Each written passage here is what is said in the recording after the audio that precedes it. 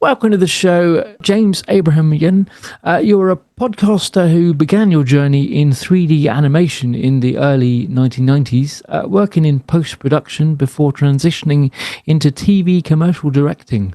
Over time, your passion has led to scriptwriting, where you now aim to pitch TV series to streaming platforms with a fresh approach. One of your key projects focuses on high school students in a marching band's drumline.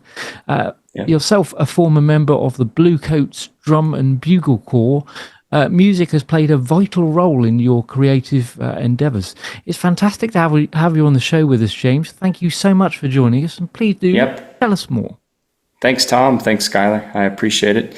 I'm an emerging TV producer, and my passion is to become a showrunner for several of my TV series, including one that's musical. I did play in the Bluecoats Drum and Bugle Corps back in the early 90s, which feels like forever ago. But I love music. I love drumming. For me, I always say that creation was the first language. You know, everything was created. Music is the first language of creation, right? It just feels like that's the root of it, and I love it. And I want to have a TV show that inspires the audience to get involved in music and to just become part of it, whether they're creating it or listening to it. It helps academically in life. There's just so much that music does. I said, I got to do this. So I am going to take a different approach to pitching a TV series. I'll give you a little bit of stats here. Approximately 35,000 TV scripts are submitted to streaming services and major networks every year, but only about 1% to 2% get picked up, which means over the last 3 years, about 550 TV shows, which means it's very competitive for a new writer going up against other wonderful, experienced writers. So I thought, how can I set myself apart to get my script, which is going to get lost in the sea of other scripts, even if it's well represented by a manager. So back in the 1960s and 80s, you guys probably remember, studios would make an entire pilot episode before they said, let's test this, let's see how the market likes it before we commit to an entire series. Lucille Ball did that with Star Trek. She spent her own money and made the Star Trek pilot to get it picked up. So some may argue that it's not financially feasible to make a full pilot episode on spec these days, and I agree, especially when we're talking about motion capture. So I said, okay, my solution is to create a high-quality short production to go with the standard pitch materials. It tells a full story in about 7 minutes, and we publicly test the market interest. Then I believe this reduces the risks for the streaming services by demonstrating the production value and providing market acceptance before the decision is made to pick up a series that's probably $10-12 million per episode these days. How did your journey start? In TV production, I went to the Art Academy of Cincinnati, and a bunch of students went on this field trip, and I just got on the bus. I wasn't even supposed to be on the field trip, and I got on the bus and I showed up at this post-production house, and I said, wow, they do 3D animation here. And this is back when we were using Unix and operating systems like that to do animation. It was all brand new. And so I started hanging around the post-production house and saying, hey, can I just watch you guys? And eventually they let me come on as part-time, and I would build some geometry for their TV commercials. And then they hired me, and that's how I got into the business. And I stayed there for about 14, not at the post-production house, but in the business for about 14 years. Wow. And you put music with your filming, right? Yeah. So for example, let me talk a little bit about my the TV show itself. So it's an original live action and 3D animated adventure television series that follows a close-knit group of best friends who are high school marching band drummers.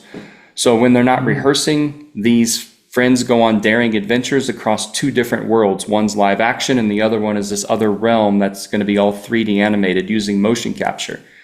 So each episode we blend together music and friendships, and in the end there's always a feel-good jam session to celebrate overcoming some obstacle, and it's aimed at a young audience, a young adult teen audience. So imagine you have motion capture and you have this marching drummings, you have 10-15 guys all drumming. There's a lot of technical challenges to overcome when creating a show like this, even a small production.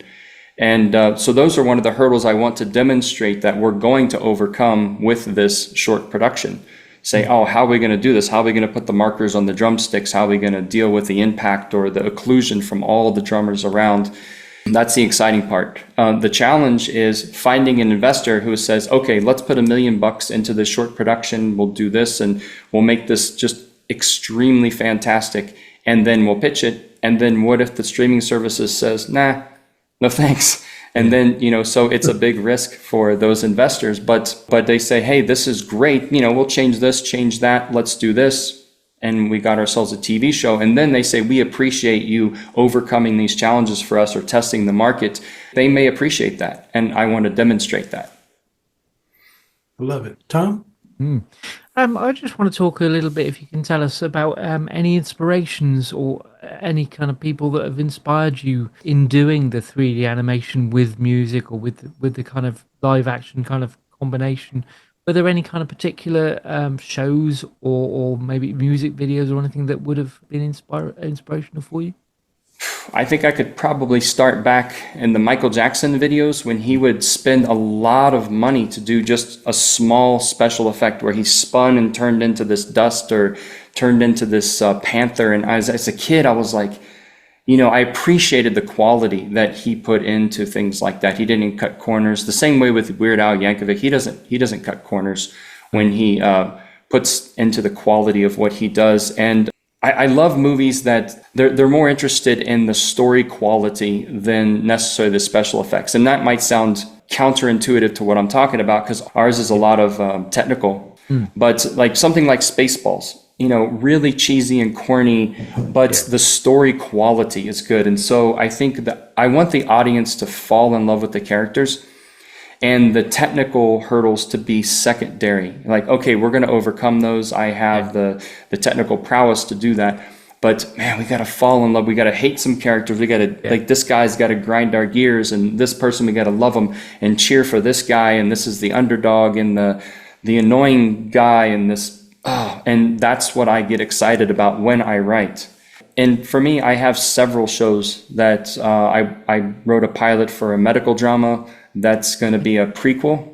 And I want this first one to just be that, okay, we've got the momentum now. And now I can maybe start a new method of pitching, maybe a new norm of saying, hey, now investors are going to come in and start funding these short productions and raise the bar on pitching quality. Right on. So do you like social conscious music? Music that heals, educates, and solves problems? Oh, yeah. I never heard it called that way before, but yeah, absolutely. The vibrations of it, whether it touches you, the colors, yeah. Who would have been some of your social conscious heroes? I'd say listen to Frank Zappa and just putting on some headphones and listen to his solos where he just kind of makes it up as he goes sometimes. Maynard Ferguson, I could just sit and listen to his music, just the horns, and just have that vibration cut in, and some reggae music. I feel that's from the right artists. Yeah, I mean, I don't know if I'm hitting the same, like, I don't know if you're understanding what I'm saying, like, we're on the same page on that, but that's, when you ask me that's how I'm feeling. Yeah, how about John Lennon? Man, I'm on the fence about that. Like, I love the song. I listen to different versions of it, different people sing it. And when somebody says, imagine there's no heaven, at first it kind of hits you wrong. You're like, no heaven, why would I want to imagine that? But then you have to listen further and say, well, with the bigger picture, we're all together. We're in a bigger picture of, heaven being a controlled place where this isn't. So, yeah, to answer your question, I'm on the fence about him. Yeah. Well, I mean, what he was actually saying was imagine peace. Because he did that during the Vietnam War, right? Yeah. And Marvin Gaye, what's going on? He was telling people, we have to stop the war. It's going to take us. And it was people like that and artists like that stopped the war, because it was young people that actually stopped that war, And Yeah. but I love films that have a social conscious texture to them. Yeah. Uh, you're doing animation, Yeah. 3D right? animation. Yeah. I mean, the part of it's live action. There's scenes that are all live action, but then when the characters go into this virtual realm, this other world, it becomes 3D animated. They can be any character they want, any location they want. And at the end of each episode, there's a different musical artist or musical artist group that comes on to jam. And I want to have so many different genres just come in and expose the audience to music they may have never heard or artists they've never considered. Yeah. Yeah. Yeah. Uh, I dug Roger Rabbit, the way they Hmm. Similar intermingled sort of thing. the real with the cartoon, right? Yeah. Yeah. Uh, It's before its time, I think. yeah, Yeah. In this case, the TV show is all live action until they go into the virtual world, and then it's all 3D animated. So just to give you an idea of the log line of the series, high school marching band drummers discover a sentient teenage intelligence trapped inside a virtual realm. They help her escape to their world of stunning rhythmic jam sessions, loyal friendships, daring adventures, and formidable challenge of a national drumming competition. So in this series, these kids go into this virtual world and they meet a sentient intelligent who was born inside of there, a teenager, and who's just, they take it, you know how young people just have this naivety about them. They take an interest in each other and they bond musically. And then eventually that sentience gets an android body and comes into our world and has to deal with the prejudice of this world. But it's all musical. It's based around music and friendships and loyalty. So that's where they go into that virtual world, and it's all animated. So there'll be a scene where it'll be all steampunk Victorian era, or there'll be a 1910 Peruvian jungle, and they'll be in the outfits, and they'll be going through these different. I mean, it's like the holodeck for Star Trek, but in this world, or it's. It's an escape where artistically we can go anywhere and do anything. Not a crutch, but an artistic tool. Yeah. yeah. Who do you use for music? Do you have certain musicians or I have a supervisors? few. I have a few that have told me, once you get this going, give us a call. We'd be very interested. I got some people for the short production who said, yes, I'm interested. Several years ago, before Eddie Van Halen died, I was writing letters to different artists, and I wrote one to his management group, and they wrote back and said, yeah, Eddie and Alex would love to be 3D characters represented. Just let us know when you get this going. And it really inspired me to just keep pushing forward, because finding investors for this and it's been a lot of hurdles, but I'm not going to give up. No. But No, don't give it. Whatever you do. yeah, I have had some of my favorite ones just say no. And I said, okay, that's fine. But maybe when they see a couple episodes, they'll say, okay, I get it. Yeah. Let's do this. Especially if it's helping people, if it's inspiring people and people are falling in love with the characters and wanting, then I think people will just say, I'd love to do this. And I'd be honored. Listen, man, thank you for the privilege of your time. Yeah, thank you guys. James. Tom's going to ask you another question and get all your information so we can spread the love. Is that cool? Yeah, I appreciate that. Hey, it's an honor being on your show, guys. It really is. And, anytime I get a chance to talk about music and bring that same language into the rest of the world, for me, it's an honor. I've just got one quick question for you, just regards to obviously the work you put into this kind of endeavors. How big of a team is it? Is it just yourself doing it, or have you got a team behind you helping you to produce these works?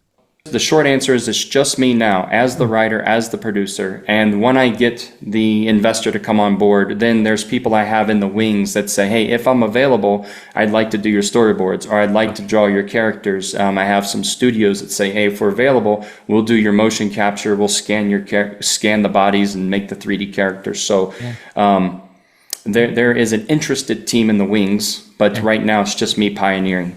Okay, that's good stuff. Well, hopefully we can help push that for you and get somebody to to get interested in and start the investment ball rolling for you.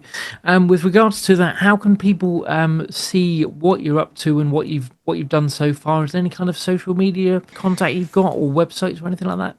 Yeah, the best way to reach me is through Telegram at James Abrahamian. And if someone wants to read, like I got a one page that describes the project, simple for investors. You can read the pilot episodes or some of the other episodes to see, what's this about. I have a full business plan. So different stages, but that's the best way to reach me and to start the dialogue going. Brilliant. Right on. Thanks for coming on, brother. Yeah, thanks, Skyler. Thanks, Tom. Nice to meet you guys.